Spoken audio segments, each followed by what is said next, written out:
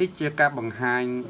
មួយឲ្យយើងយល់ពីតំណែងតំណងថត CD 4D ពីកូនដែលមានតងសរំកនេះតងសរំកឡើយនេះគេឃើញនេះក្រោមលើស្មាគាត់នេះតងសរំកប៉ុណ្ណាណៃអញ្ចឹងនៅពេលដែលមានតងសរំកគាត់នៅវ័យនេះគឺវ័យស្មើនឹង26សប្តាហ៍5ថ្ងៃគឺគ្រប់ខែថ្ងៃទី3ខែ3 2026អញ្ចឹងថ្ងៃទី3ខែ3ហ្នឹងគឺបានន័យថាកូនគាត់ហ្នឹងវាស្មើនឹង40អាទិត្យអញ្ចឹងគេយកអា40អាទិត្យហ្នឹងដក26អាទិត្យ5ថ្ងៃមកបើយើងថែម2ថ្ងៃទៀតទៅស្មើនឹង27អាទិត្យអញ្ចឹង27អាទិត្យហ្នឹង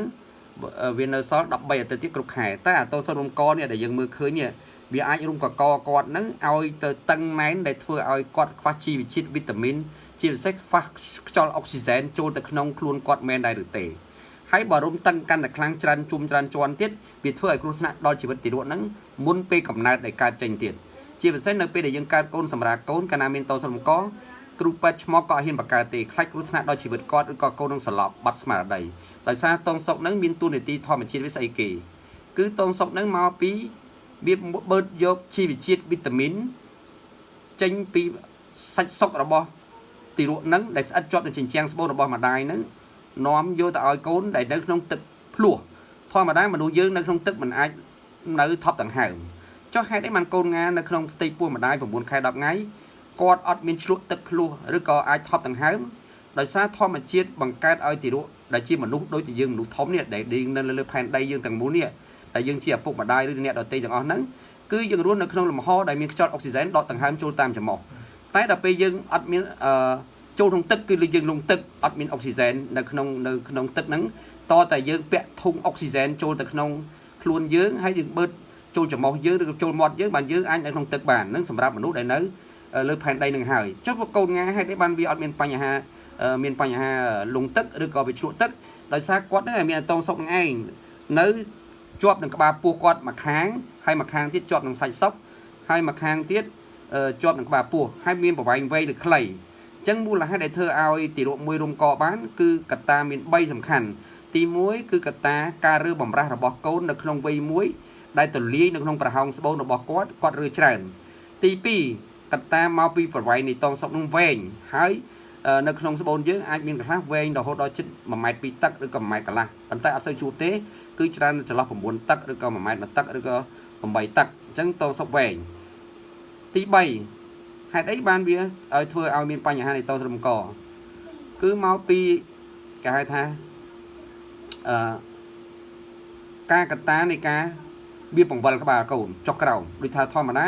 កាលនៅពីតូចដល់6ខែ7ខែវានៅបច្រាស់ជើងដល់ពេលវាចូលដល់7 6 7ខែវាត្រូវត្រឡប់ក្បាលចុះក្រោមអាតងសុកហ្នឹងវាអាចមករុំកកវាគឺធ្វើឲ្យនឹងកូននឹងរុំកដែរអញ្ចឹងកត្តាទាំង3អស់នេះឯងដែលធ្វើឲ្យទារកហ្នឹងរុំកទារកហ្នឹង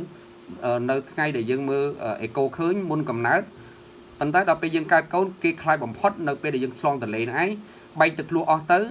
អាតងសុកដែលនៅរុំកកកូនច្រើនជុំច្រើនជាន់វាគៀបជាមួយនឹងសាច់តាគៀកម្ដាយគៀបជាមួយនឹងអាងតាគៀម្ដាយហើយវាធ្វើឲ្យកពិតតងសុកអត់មានអុកស៊ីហ្សែនចូលទៅក្នុងខួរក្បាលគាត់ឬបេះដូងគាត់វាធ្វើឲ្យកូនហ្នឹងអាចសន្លប់មុនពេលកើតឬគ្រោះថ្នាក់ដល់ជីវិតអញ្ចឹងហើយបានភាគច្រើនគេវះទារកយកកូនចេញពីពោះម្ដាយដោយសារគេខ្លាចតងសុកកពិតនៅពេលដែលយើងឈឺពោះកើតកូននៅពេលដែលរុំច្រើនចុងច្រើនជាន់ហើយជាពិសេសកូនហ្នឹងដែលវាឆ្លោះទៀតតែបើយើងចង់កើតស្រួលតរថាតងសុកដែលរុំកហ្នឹងទោះបីមួយជាន់ក៏ដោយ2ជាន់ក៏ដោយ3ជាន់ក៏ដោយតលតែកូនហ្នឹងដល់ថ្ងៃឈឺពោះកើតកូនហ្នឹងត្រឹមតែ2គីឡូកន្លះឬក៏2គីឡូ6 2គីឡូ7ហើយអាំងតាគៀម្ដាយតាលាយមានគាត់ដបងធំហើយបន្ទាប់មក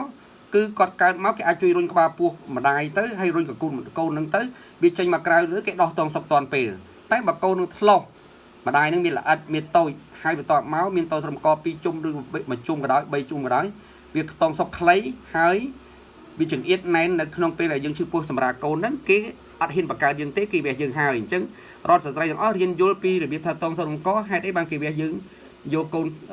ចេញនៅថ្ងៃឈឺពោះសម្រាប់កូនមកពីមូលហេតុដែលយើងអត់បានយល់ពីធម្មជាតិនៃការពោះពោះដែលមានតងសុកកដែលតងសុកកវាមានសារៈសំខាន់គឺបំពង់សរសៃឈាមមាន3គឺសរសៃឈាមហ្នឹងមានសរសៃឈាមអាតែសរសៃឈាមវែងដែលនាំហ្គាសកាបូនិកចេញជាតិពុលចេញក្នុងខ្លួនកូនងាមកចូលក្នុងខ្លួនម្ដាយ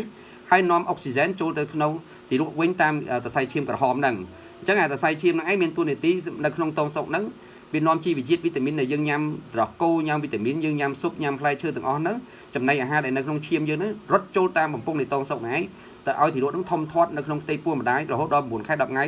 ឬក៏ស្មើ40អាទិត្យឬស្មើនឹង280ថ្ងៃអញ្ចឹងទាំងអស់គ្នាត្រូវយល់ពីស្អីទៅថាតងសុកបង្កបាទនៅមើលកូនគាត់នេះគឺខ្ញុំបញ្យល់គាត់ផងឲ្យគាត់ដឹងផងបាទ